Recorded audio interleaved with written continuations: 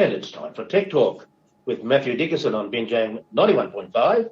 Good afternoon, Matthew. Afternoon, Tony. Great to be on Binjang and talking to your listeners about technology again. You aren't into the drinking just yet, are you?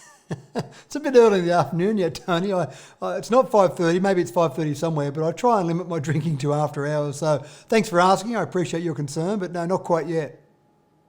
Well, the way the internet's been going with a little chat, it sounds like you have been drinking. But I guess I'm wrong about that.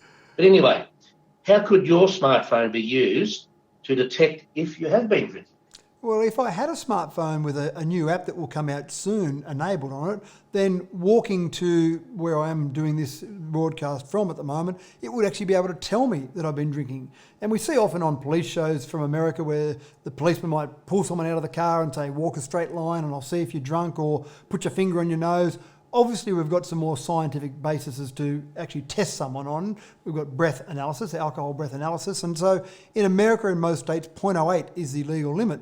And there's some researchers at Stanford University and the University of Pittsburgh that have been doing some testing to see whether or not your phone, with its accelerometers that are very sensitive, can pick up the way you walk, the different gait you may have, the different movements you may have, whether that can indicate whether or not you're actually over the legal limit. It's quite clever using a phone this way, and there's some technology on phones that then I would absolutely believe that when they designed some of the features in a modern smartphone, people had no idea the way it would be used. I'm sure this is one of those examples. So they recruited some volunteers, they paid them to drink, which sounds like a great thing to do, and then they actually did some testing where they would have different levels of alcohol, blood alcohol, and then they'd walk and just detect whether or not they changed the way they walked. So I can see some good practical uses for an app like this. You jump in the car, you're about to drive, and you can check on your app just to get an indication as to whether or not you're over the limit. It's not legally binding, of course, but it would give you some sort of an indication as to whether you might have had too much to drink, and then you can go a step further and either leave it for a while or go and do a proper breath analysis before you drive. But it's just, again, one of those examples where people are researching how you can use all that power that's in your hand. Yeah. Yes.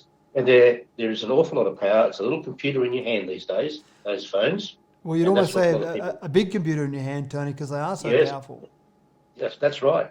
And I don't think a lot of people realise that's what it is. Yeah. Anyway, is there any challenger to the Xbox and PS5 gaming console duopoly? Well, they seem to have ruled the roost for a while now. There's that constant competition between Xbox and PlayStation, and that's great because you want competition to keep pushing various companies forward. But there's an iconic game brand that I'm sure you've heard of, Tony, and that I remember playing when I was a kid, but Atari. Yeah. Now, Atari is at the point now where they're actually making a serious challenge coming back into that major console. And they've got one big advantage over the Xbox and the PlayStation, and that's nostalgia. So you'll get people like me who think, gee, that'd be great to have an Atari. It's got some modern gaming facilities, it's powerful, and it matches the Xbox and PlayStation for those sort of things. But you've got some of those old classic favourites, ones that, again, I used to play as a kid, used to go into arcades and play them. And so you've got some of those old classics that you've got Atari able to play. So they're trying to do a mixture of the old classics, the ones that we all remember from growing up, and some of the new games that might be coming out, and some of the new ones that they may actually go forward with. So Atari were big back in probably the mid-'80s, and they had Nintendo and they had Sega as competitors then, and they tended to fall by the wayside. And of course now we've gone a long way past that. Computers are often used for gaming, and of course dedicated consoles. But when you think of things like Asteroids, you think of Missile Command, they're the sort of titles that Atari had back then, and the sort of titles that I still remember. And it's quite amusing. I've actually played an old classic version of Asteroids with my son, one of the few games I can beat my son at. But when he looks at the graphics there, he thinks it's absolutely pathetic. But at the time, that was groundbreaking graphics. Yes.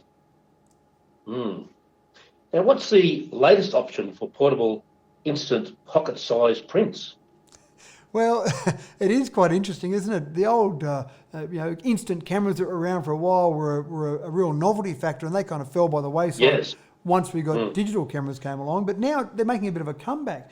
And there's a new one that's just come out from Polaroid. It's called a high print, and it's basically just a little pocket-sized printer.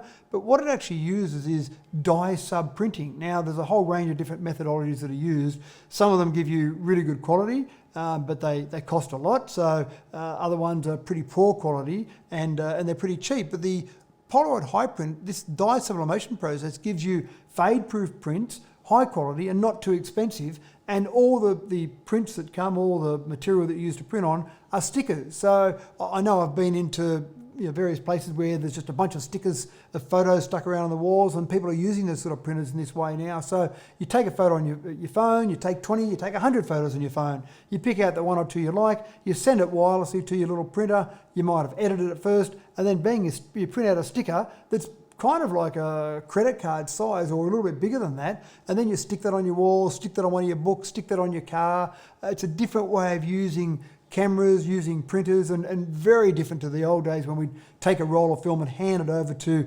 somewhere, a chemist often, to be sent off and wait a few days to see whether any of your photos were any good. Yes. Well, how interesting, isn't it? Going back to the old Polaroid cameras, they were very popular, like you said. Yeah, they were. Always too expensive for me to afford in the old days, Tony. I'm sure it was, Matthew.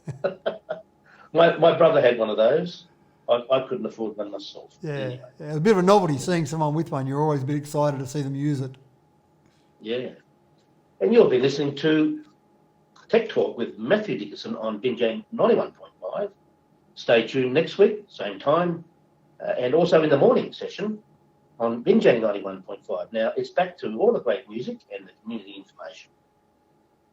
Thanks, Tony. We'll talk again next week.